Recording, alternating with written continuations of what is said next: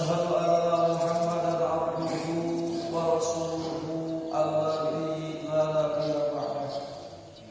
اللهم صل وسلم على سيدنا محمد وعلى آله وأصحابه وأتباعه إلى يوم القيامة. فيا عباد الله، أوصيكم ونفسي بتقوى الله وطاعته لعلكم ترحمون. أعوذ بالله من الشيطان الرجيم. بسم الله الرحمن الرحيم. وإذا سألك عبادي فإني قريب أجيب دعوة الداعي إذا دعان. صدق الله العظيم وصدق نبي الكريم ونحن على ذلك من الشاهدين والشاكرين.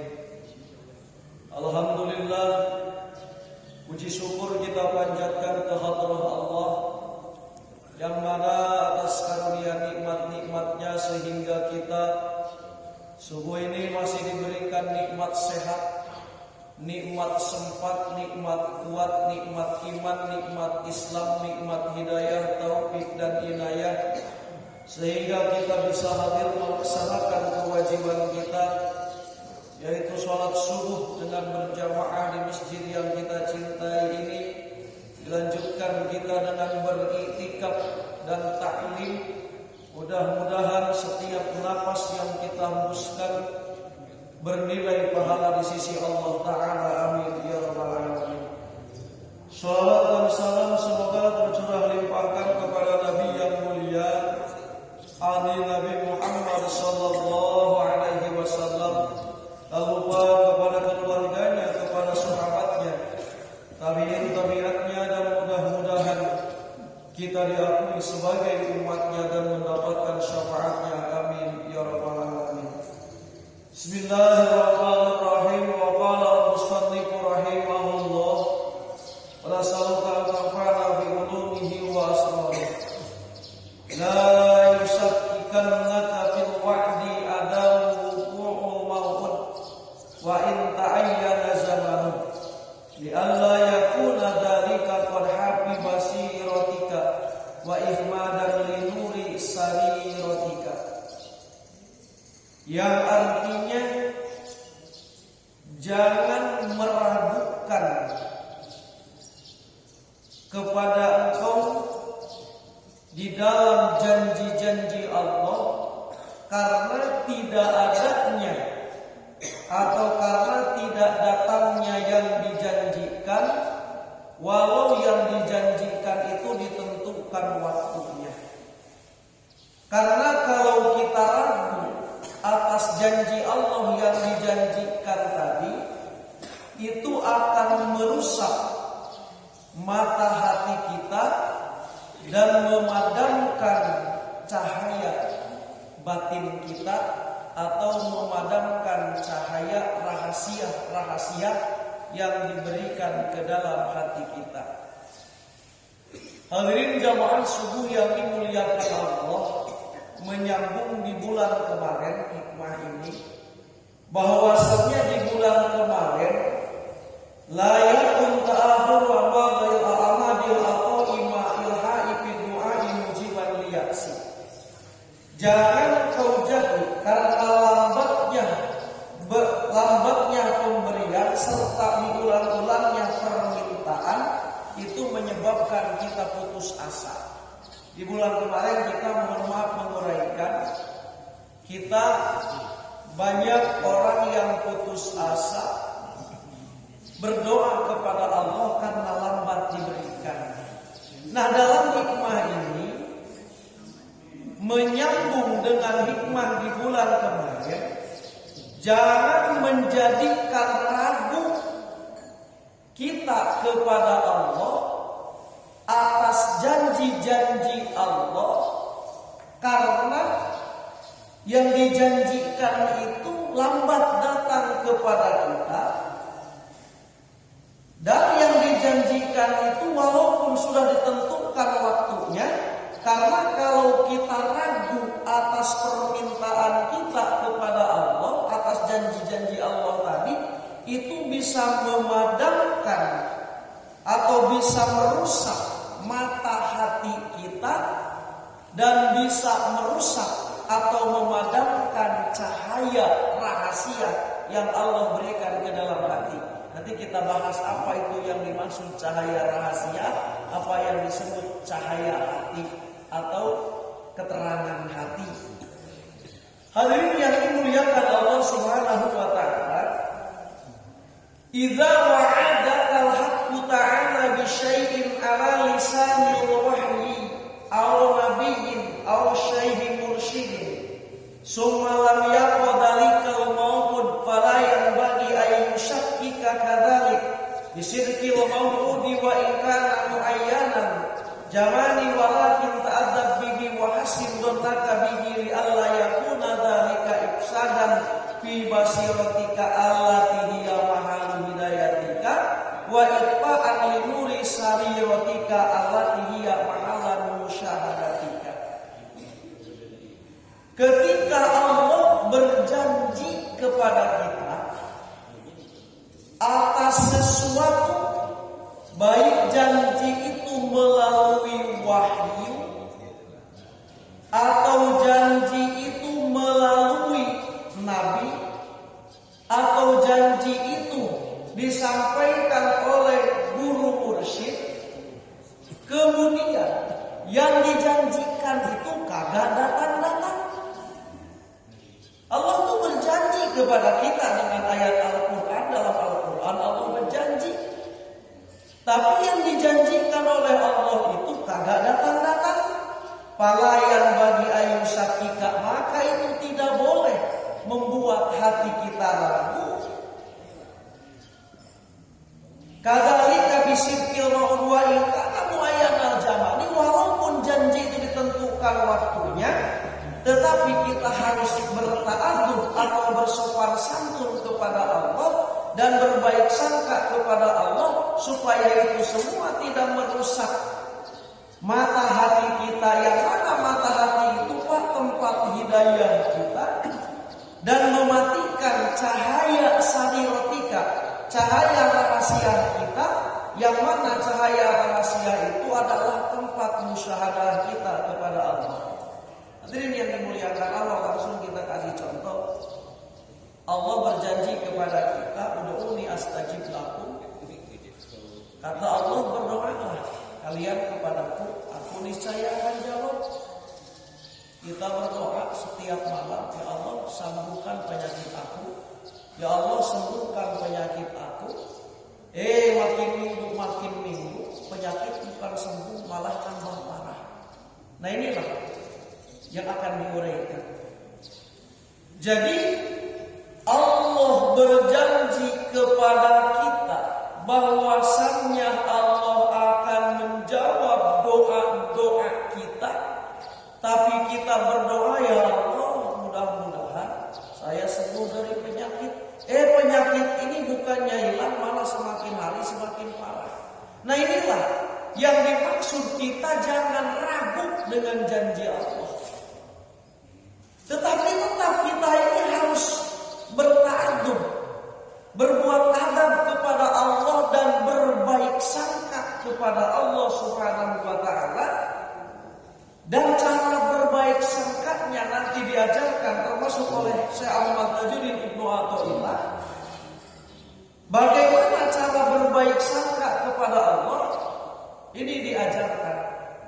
Satu, ketika kita berdoa, ya Allah mudah-mudahan penyakit saya sembuh, atau penyakit orang tua kami sembuh, tapi penyakitnya bukannya sembuh malah semakin parah. Kan kadang-kadang seperti itu.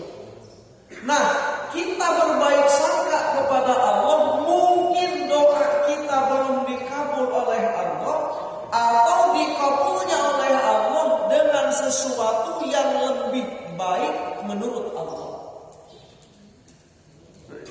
Jadi tidak ada doa yang tidak diijabah oleh Allah. Cuman ada kalanya doa diijabah oleh Allah itu menurut yang terbaik menurut Allah. Contoh nanti dalam hikam di kemudian hari ada penjelasan begini. Allahu huwallazi awwadaka husnal ikhtiyar. Allah itu adalah zat yang memberi kepada hamba itu sebaik-baiknya pilihan menurut Allah. Contoh misalnya tadi, kita berdoa kepada Allah, ya Allah semoga kami sehat dari penyakit. Bukannya sehat dari penyakit, malah penyakit itu semakin tambah berat.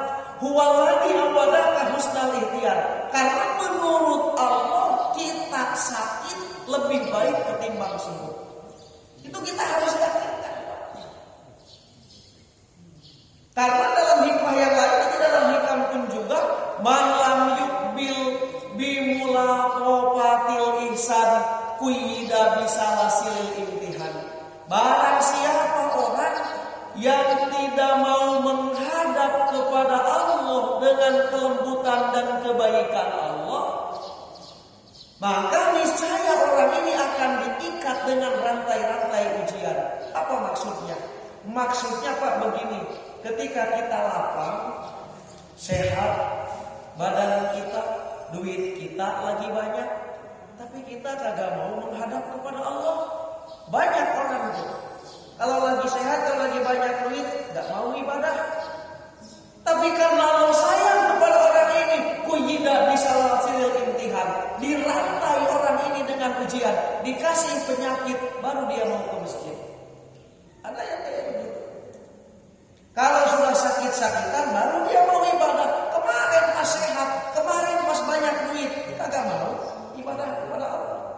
Nah, ada kalanya orang yang seperti ini karena Allah sayang tadi, kuyida bisalasilil imtihan, dirantai oleh Allah Subhanahu wa taala dengan rantai ujian-ujian, baru dia mau menghadap kepada Allah. Ada kalanya Allah kepada seorang hamba menyempitkan rezekinya. Kenapa Allah menyempitkan rezekinya seorang hamba? Karena tujuan Allah supaya orang ini diam, supaya orang ini ibadah. Contoh kita Pak, kalau sekarang lagi banyak duit misalnya, lagi miliarder kita sekarang ini, mungkin saat ini kita tidak di Masjid Nurul Huda ini, mungkin saat ini kita ini sedang di Las Vegas mungkin, atau di Singapura kita lagi hiburan. Tapi karena Allah sayang, sedikitkan rezekinya, akhirnya dia nggak bisa bergerak kemana-mana. Karena nggak bergerak kemana-mana, dia mau tak mau balik ke masjid, ke rumah, ke masjid, ke rumah. Itulah tujuan Allah. Jadi huwaladzi awada husnal ikhtiar. Allah ini adalah zat yang membiasakan memberikan kepada hambanya itu sebaik-baiknya pilihan menurut Allah. Jadi kalau kita ada sakit, kita berdoa kepada Allah minta sembuh, tapi penyakit bukannya sembuh malah semakin parah. Ketahuilah dalam hati, karena sakit ini menurut Allah yang terbaik buat diri kita.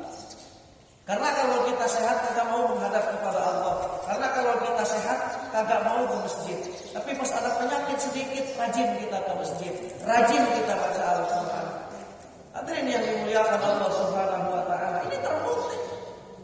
Ada orang dulu waktu masih sehat kagak mau ke masjid. Sekarang yang diponis oleh dokter kanker stadium 4.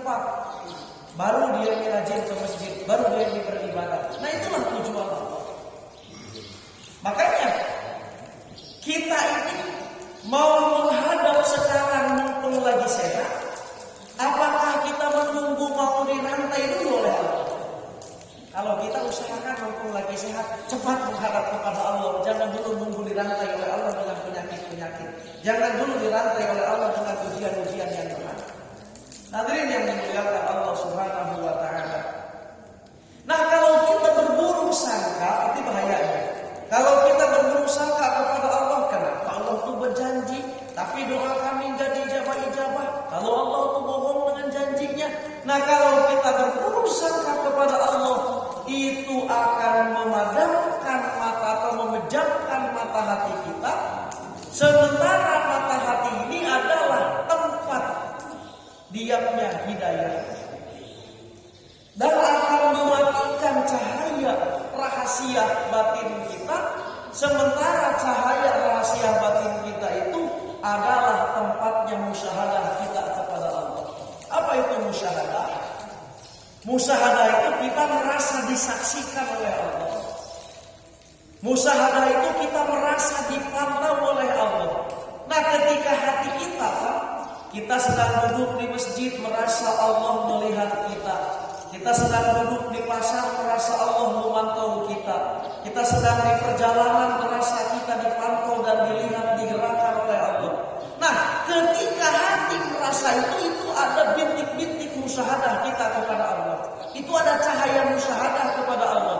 Tapi kalau kita berburuk sangka kepada Allah tadi, kita karena tidak diijabah doa kita secara langsung, maka rasa kita dipantau oleh Allah itu akan hilang dalam hati kita. Itu bahaya.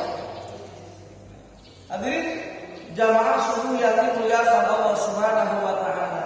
Yang kedua, kita berprasangka baik kepada Allah. Mungkin Allah belum waktunya memberikan kepada kita apa yang kita minta. Karena ibu bapak yang dimuliakan Allah, ketika kita meminta, misalnya bapak berdoa, ya Allah, saya berdoa kepadamu apa? Ya Allah, saya minta di tahun 2024 mau jadi anggota DPRD misalnya. Nyalon 2024 kecil tidak dapat apa-apa. Nyalon lagi nanti 2009 masih kecil juga. Padahal Allah berjanji kepada kita kalau kamu berdoa niscaya Allah jawab. Sudah kita berdoa, bahkan keliling-keliling kita doa ke kiai-kiai. Bahkan pada yang sebagian yang datangnya yang nggak benar datang ke dukun juga. Kagak jadi-jadi. Kita nggak masalah itunya yang kita bahas. Apakah doa kita tidak dijawab oleh Allah? Kita jangan berburuk sangka kepada Allah. Mungkin belum waktunya doa kita dijawab oleh Allah. Karena ada kalanya Pak, doa dijawab oleh Allah itu nggak kena kepada kita, mungkin kena ke cucu kita, mungkin kena ke cicit kita. Makanya mohon maaf, di dalam ilmu hikam dijelaskan nanti ada yang disebut al-waridah, ada yang disebut nurul qalbi. Nurul qalbi ini ada yang disebut imma bisabab, ada dengan sebab. Contoh misalnya, bapak berdoa, ya Allah, semoga anak aku menjadi yang soleh, atau semoga anak aku jadi ulama. Anaknya kagak ada yang jadi ulama, biasa-biasa saja. Anaknya kagak ada yang sukses, biasa-biasa saja. Tapi ada kalanya doa bapak dijawab ini nanti pas cicitnya hidup, baru cicitnya nanti jadi ulama yang besar. Padahal cicitnya jadi ulama besar itu karena datuknya, karena poyangnya dulu berdoa kepada Allah. Ada kalanya begitu. Makanya mohon maaf kalau kita melihat di pesantren-pesantren, ada anak kiai gitu Pak. Anak kiai itu mohon maaf, banyak kawan-kawan anak kiai, orang ngaji dia tidur kerjanya itu. Orang ngaji dia ini kagak bener, kagak serius. Tapi keluar pesantren mereka jadi ulama-ulama besar. Kenapa? Karena mereka dalam dirinya itu ada doa koyangnya, ada doa datonya, ada doa orang tuanya. Jadi sekali lagi, cara Allah mengijabah doa itu waktunya itu kadang-kadang kitanya sudah tidak ada. Allah berikan kepada anak kita, Allah berikan kepada cucu kita. Itu ada kalanya seperti itu. Makanya kita jangan berhenti berdoa, Pak. Kita jangan berhenti meminta kepada Allah. Walaupun permintaan kita lambat tidak diberikan kepada kita, mungkin nanti waktunya cucu kita yang mendapatkannya. Hadirin yang dimuliakan Allah Subhanahu wa taala. Qala Jibril alaihi salam, ya Rabbi abduka fulanun ibni hajatahu. Qala da'abdi fa inni uhibbu an asma'a sautah. Malaikat Jibril berkata, bermohon kepada Allah, ya Allah, kata malaikat Jibril, tolong, ini malaikat Jibril ngajukan kepada Allah, ya Allah, minta Bapak, kalau istilah Gus Maha itu kita memajukan proposal kepada Allah, ya Allah, tolong itu ibni hajatahu, ini orang ini terus minta terus kepadamu, berikan ya Allah. Apa kata Allah? Ya Jibril, dah, wahai Jibril, tinggalkan itu. Kenapa kata Allah? Fa inni uhibbu an asma'a sautahu. Karena aku ini lebih suka mendengar jeritan permintaan dia. Jadi ada kalanya Allah itu suka mendengar permintaan kita, jeritan permintaan kita. Kata Allah, kalau nanti diberikan orang ini berhenti berdoa. Kan kita kadang-kadang seperti itu. Kita berdoa sungguh-sungguh kepada Allah. Kalau sudah diberikan kita berhenti berdoa. Itu bahaya. Makanya kata Allah, karena aku rindu mendengar suaranya dia. Aku rindu mendengar rintihan permintaan dia kepadaku. Hadirin yang dimuliakan Allah, ada kalanya seperti itu. Karena kalau dia kata Allah diberikan, pasti nanti itu berhenti berdoanya kepada kami. Para hadirin yang dimuliakan Allah Subhanahu wa taala, sekali lagi berkaitan dengan waktu. Contoh, Allah menjawab doa Nabi Zakaria. Bismillahirrahmanirrahim. Kafha ya ain saddiqur rahmati Rabbika abdahu Zakaria idnada rabbahu nidaan khafiyya. Ketika Nabi Zakaria berdoa kepada Allah Subhanahu wa taala, dia minta keturunan, minta anak untuk meneruskan keturunan Yakub. Nabi Zakaria akhirnya dijawab oleh Allah, Ya Zakaria inna nubashiruka bi gulamin ismuhu Yahya. Wahai Nabi Zakaria, walaupun kamu, kata Allah, rambutmu sudah beruban, tulangmu sudah lemah, tapi aku berikan keturunan kepadamu, namanya Nabi Yahya alaihissalam. Nabi Yahya keturunan Nabi Zakaria. Berapa tahun Nabi Zakaria berdoa kepada Allah meminta keturunan? Itu 40 tahun, Pak. Seorang nabi berdoa kepada Allah, dijawabnya 40 tahun. Lah kita nabi bukan, ulama bukan, doa subuh jam 8 pengen dikabul. Nabi Zakaria itu 40 tahun dijawab doanya oleh Allah. Artinya waktu yang diberikan oleh Allah itu sekehendak Allah.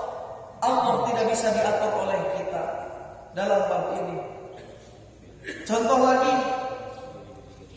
ketika Nabi Musa dengan Nabi Harun mau menghadapi Fir'aun, dia mengatakan, kata Nabi Musa, Ya Allah, kami menghadapi Fir'aun itu susah karena dia banyak harta, banyak komplotan-komplotannya, banyak pengikut-pengikutnya, banyak backing-backingnya. Lemahkanlah Fir'aun itu. Diaminkan oleh Nabi Harun. Nabi Musa alaihissalam berdoa waktu itu sampai bisa Fir'aun itu terjatuhkan, sampai mati Fir'aun itu berapa tahun? 40 tahun, bukan sebentar. Jadi kalau ibu sekarang berdoa kepada Allah atau bapak berdoa, Ya Allah, mudah-mudahan tahun 2004 dan 2024 nanti jadi, pas 2024 gak jadi, itu mungkin 40 tahun lagi itu bisa jadi.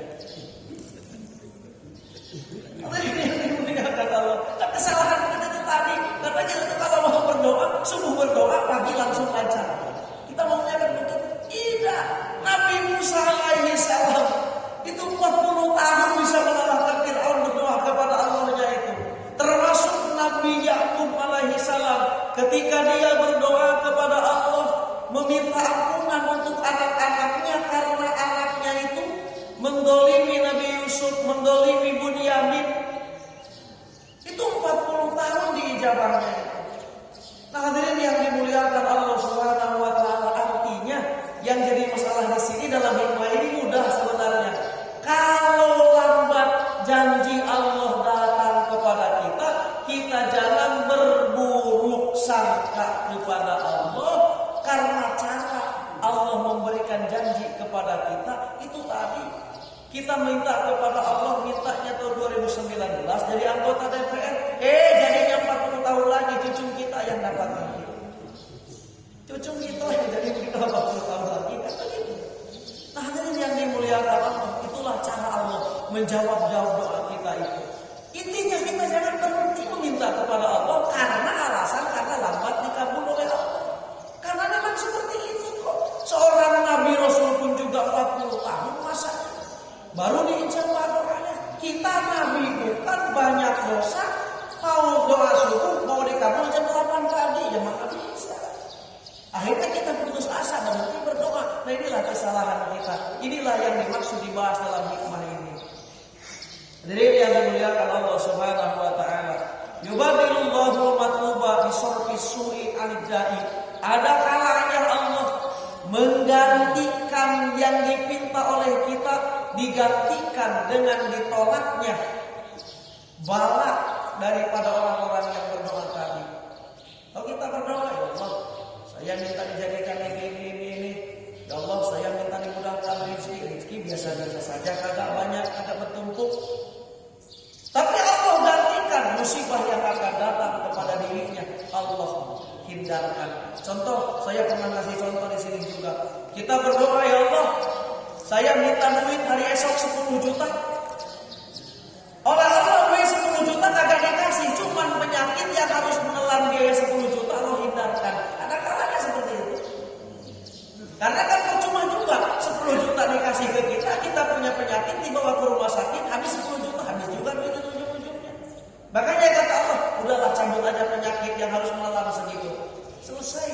Itu cara Allah memberi doa kepada kita, mengijabah doa kepada kita.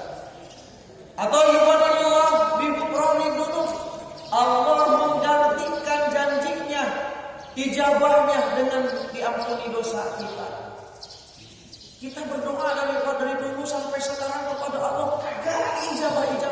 Padahal baca sholawat Maria 4444, kita laudeng dibaca, ditambah lagi sholawat hajat darah, tibil kulub lagi, ditambah lagi sholawat taisir, kagak mudah-mudah rezeki kita itu. Sholawat dibaca kalau hijik-hijik sudah dibaca kalau kagak dikabul oleh Allah. Kita jangan putus asa. Mungkin sholawat yang kita baca itu untuk menghapus dosa-dosa kita. Yudhafirullahu wa fil akhirah. Ada kalanya Allah tidak berikan di dunia, tapi Allah simpan semua ijabahnya diberikan nanti di akhirat.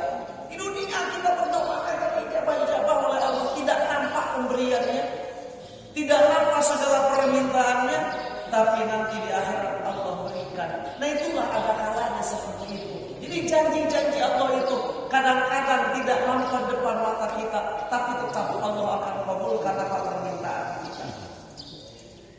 Hadirin yang dimuliakan Allah Subhanahu wa taala, contoh janji Allah ini. Allah berfirman, "In tansurullah yansurkum."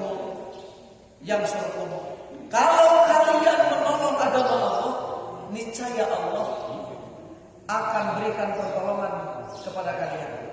Artinya kalau kamu menolong agama Allah, niscaya Allah akan tolong kamu.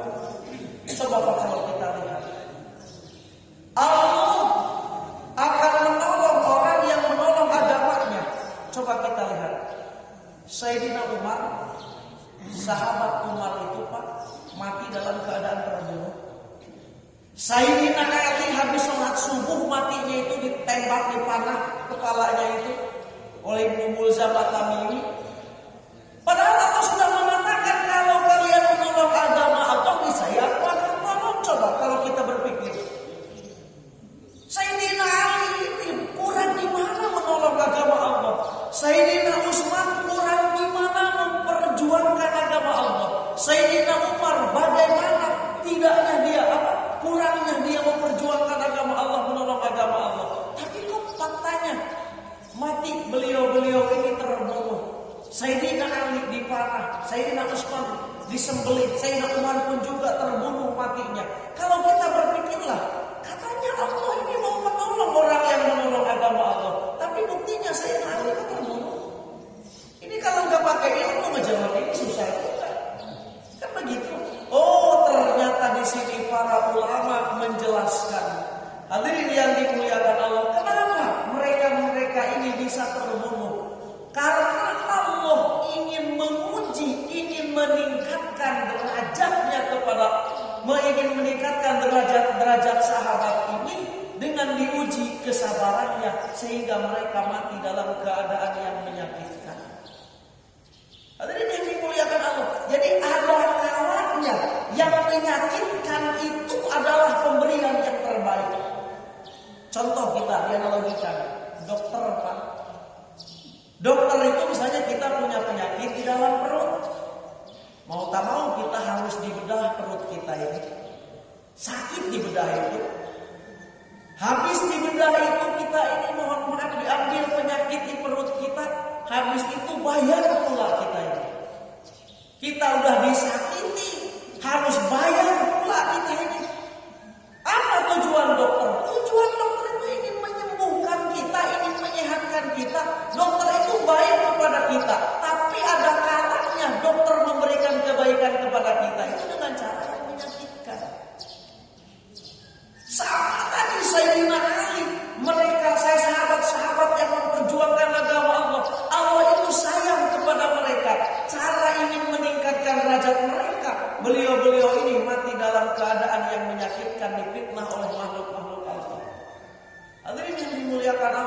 sekali lagi ini buat kita. Jadi ada kalanya orang sayang kepada kita itu dengan cara menyakitkan. Begitu juga Allah ada kalanya kepada kita sayang dengan cara menyakitkan. Sama kali kayak dokter. Dokter itu menyakitkan, membedah perut kita, dijahit lagi perut kita, bayar pula kita itu sampai jual rumah kita gara-gara operasi, sampai jual tanah kita gara-gara dibedah. Tapi tujuan dokter itu sayang kepada kita supaya kita sembuh, supaya kita sehat, kan begitu. Tapi dengan cara yang menyakitkan. Jadi sekali lagi, bagaimana kita untuk menyikapi janji-janji Allah tadi yang nampaknya itu menyakitkan, tapi ternyata itu cara Allah yang menyakitkan itu ternyata untuk meningkatkan derajat kita di sisinya. Contoh tadi para sahabat. Iya, kalau kita berpikir orang-orang Palestina sekarang itu, Allah berfirman barang siapa orang yang menolong agama Allah, tapi terus Palestina dibantai oleh rejim itu Israel. Oh, ternyata Allah mau menguji kesabaran kita, mau meningkatkan derajat-derajat orang Palestina di sisi Allah Subhanahu wa taala. Begitu tujuan Allah. Bukan Allah tidak menepati janjinya. Nah, hadirin yang dimuliakan Allah Subhanahu wa taala. Ini jadi contoh-contoh firman Allah. Contoh Nabi berjanji. Qala Nabi law kana alaika mislu Uhudin dainan ada Allahu anka qul Allahumma aghnini bihalalikan haramika wa aghnini bi fadlika amman siwaka. Kata Nabi, kalau seandainya kamu punya utang, ini kata Nabi, maka ucapkan misla Uhudin sebagai semisil gunung Uhud, kata Nabi, utang kamu nuntutnya. Ucapkan oleh kamu Allahumma aghnini bihalalikan haramika wa aghnini bi fadlika amman siwak. Kita lah membaca setiap pagi 70, setiap sore 70, malam 70, terus baca utang kita kagak kebayar malah makin numpuk. Nah, bagaimana sikap kita ini dengan janji-janji yang dijanjikan oleh Nabi? Ternyata itu tadi. Mungkin Allah menyimpan ijabah itu diberikan nanti di akhirat kepada kita.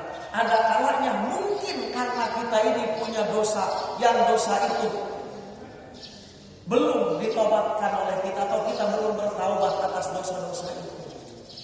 Atau contoh misalnya guru mursyid Abu Hasan As-Sadili berkata, man qala inda naum a'udzubillahi minasyaitonir rajim bismillahirrahmanirrahim khamsa marratin Allahumma bihaqqi Muhammadin arini wajha Muhammadin sallallahu alaihi wasallam hadza wa ma'ala ra'a Nabi sallallahu alaihi wasallam di manami.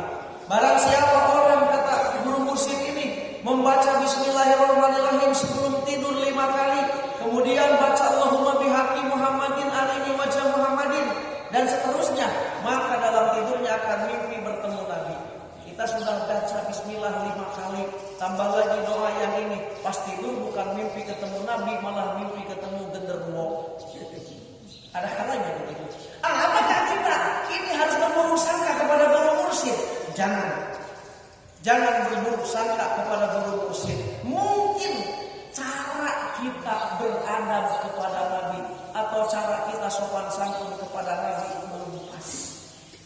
Kita berdoa ingin bertemu mimpi Nabi, tapi akhlak kita kepada Nabi buruk.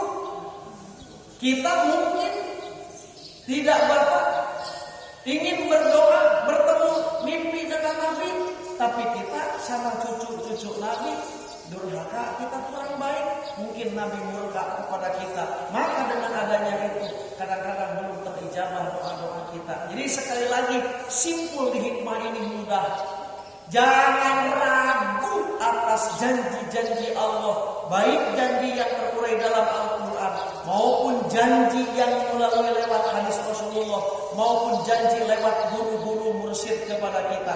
Jangan ragu janji-janji itu, karena kalau kita ragu itu menyebabkan akan mati atau akan menjam mata batin kita, yang mana mata batin ini adalah tempat hidayah kita, dan akan buram, akan rusak sariroh cahaya rahasia dalam hati kita, yang mana cahaya dalam hati ini fungsinya adalah tempat musyahadah kita kepada Allah. Jangan berburuk sangka kepada Allah karena lambatnya doa kita dijawab. karena lambatnya janji-janji Allah. Nanti jelaskan lagi di depan. Ini banyak penjelasan masalah ini. Nanti di depan. Di antara salah satu janji Allah tidak diberikan kepada kita, di antaranya karena kita sibuk memikirkan aib orang lain. Ini hati-hati, Bu.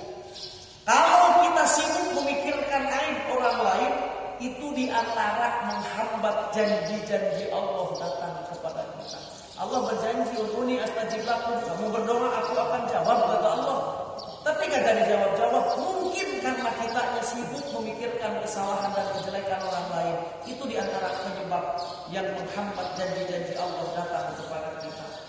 Hadirin jamaah subuh yang dimuliakan Allah, mudah-mudahan kita semua diberikan hidayah, taufik, inayah, sehingga kita mampu meningkatkan kualitas keimanan kita dengan yakin sepenuh-penuhnya keyakinan bahwasanya Allah tidak akan mengingkari janji-janjinya, dan mudah-mudahan kita semakin kuat ibadah kita kepada Allah. Amin ya rabbal alamin. Sekian dulu hikmah pagi ini, mudah-mudahan bermanfaat. Kekurangan kelebihan kepada Allah kami mohon ampun. Wabillahi taufiq wal hidayah wal inayah. Wassalamualaikum warahmatullahi wabarakatuh.